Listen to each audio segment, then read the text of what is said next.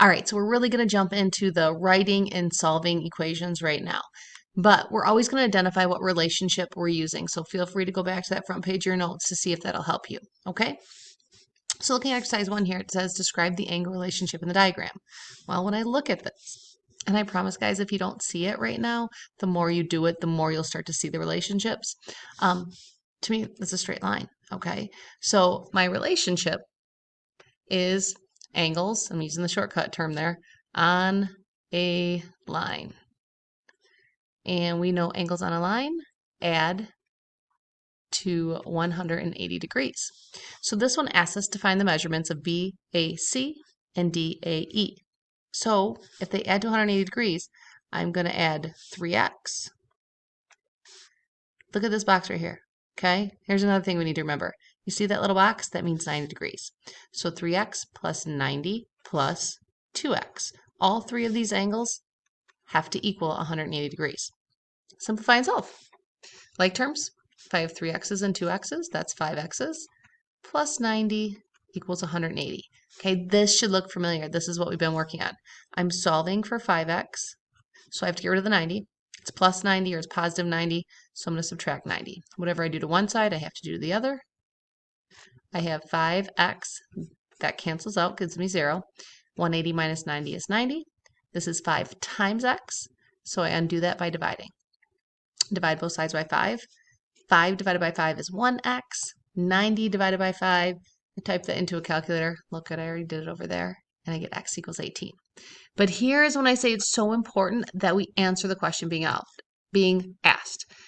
They want us to find the measurement of angle, so this little m here means measure of angle, BAC.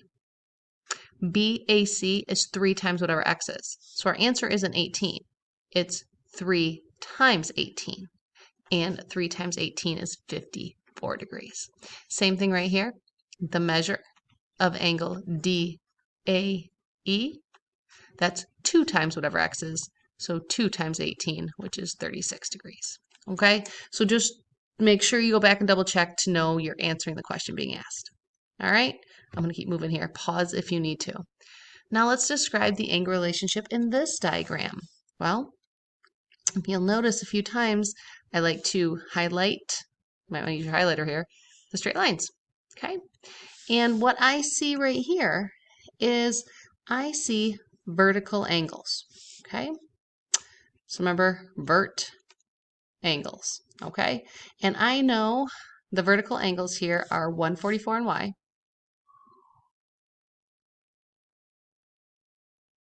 And I know they're going to have the same measure. Okay. I'm also going to see I have angles on a line. Okay. Sorry, that's really sloppy. But X and Y here are on a line. So sometimes we're going to have multiple relationships. All right. Guess what? These have the same measure. So I know that Y is equal to 144 degrees. I didn't have to do any work, just knowing that the vertical angles. So now I know that these two angles here add to 180. So 144 plus x, that's a straight line, okay? They have to add to 180 degrees. So now I'm solving for x. So I'm just going to subtract 144 from each side. Do the math or grab a calculator, and I'm going to get that the x is equal to 36. Write an equation for the relationships. Find the measurement of LEB. Well, let's see what LEB is. LEB, the measure of angle LEB is just what x is. X is 36 degrees. And, well, KEB, well, that's y. That's 144 degrees. So I can say the measure of KEB is 144. So in that case, we really did find our solutions when we found x and y. Okay? Set up the equation, use what we know about angles, and solve. All right, let's look at this one here. Let's look at the angle relationship in this one. Well, the angle relationship in this one kind of looks like, well, there's a couple different things we can do, okay? If I jump down to here, we're going to solve for x, and x is right here. something to fall back on is look for straight lines that intersect, okay?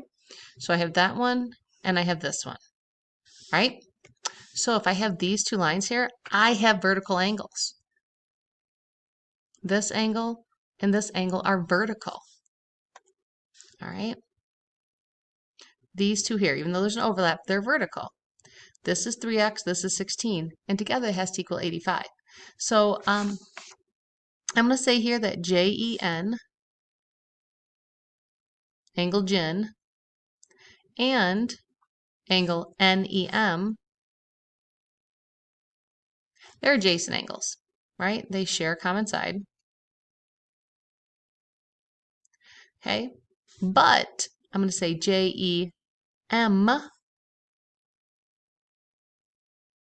and KEL, they're vertical angles. Okay, and vertical angles have the same measure. So I know that 3x plus 16, this whole thing right here, equals 85. Now remember, I'm solving for x here, so all I have to do is solve this equation for x. So first I have to solve for 3x. I have to get rid of this plus 16, so I'm going to undo adding 16 by subtracting 16. Whatever I do to one side, I'm going to do the other. I'm going to bring down my 3x. This cancels. Bring down my equal sign. 85 minus 16 is 69. This is 3 times x, so I'm going to undo multiplying by dividing. And 3 divided by 3 is 1x. 69 divided by 3 is 23. Okay? Did I do what the questions asked? I did. All right? Just a couple more here, guys. I'm going to give you lots of examples for your homework.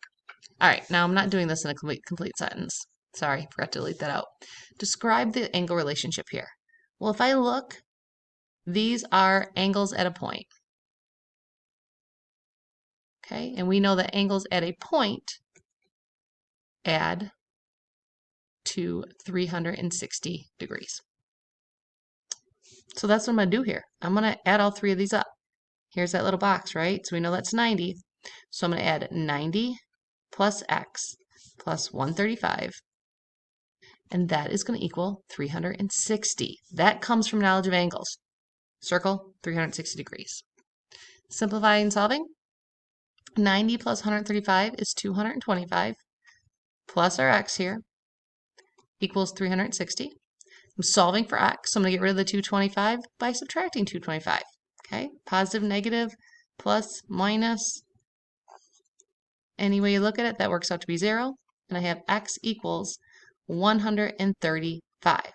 Okay, answer the question being asked. It said solve for x. I did that. Now it says find the measure of EKF. Well, that's what x is. So the measure of angle EKF is 135 degrees. All right, I think we're to the last one. We are. Last one. Okay, pay close attention to this one because you are going to have something like it on your homework. When you see a ratio right here, okay, and I know you don't have these in here, and I'll explain these in a second. Here's the angle relationship, okay? They're adjacent. Angle GFH and angle HFE are adjacent because they share that common side, right? They also, right here, these two angles add to 90 degrees. Okay? So when you see this ratio right here, okay, and again, you're going to see something like this on your homework. What you do is multiply the ratio, each number in the ratio, by x. Because they're saying it's 2 to 3. This angle is like 2/3 the size of this angle, okay? If we had an angle x, this is twice the size of it, this is 3 times the size of it. When you have this ratio here, multiply each one by x. And that's why I have 2x here and 3x. Okay, because when you do that, and we know they add to 90, okay? So if this was like 6, like this was 6 to 5, we'd go 6x and 5x. okay? But they add to 90. So all I have to do is go 2x plus 3x equals 90. 2x's and 3x's is 5x's. Divide both sides by 5. And x equals 18, okay? But remember, answer the question being asked. The measure of angle GFH is 2 times whatever x is. X is 18. So 2 times 18 is 36 degrees. The measure of angle EFH, right here, is 3 times whatever x is. So 3 times 18. And 3 times 18 equals 54 degrees. All right. You guys are troopers for sticking with me for this whole time. Don't get overwhelmed by the stuff. Take what you know about angles, write the equation, and then just use all the ways we've been solving equations. Trust your ability to know how to do that.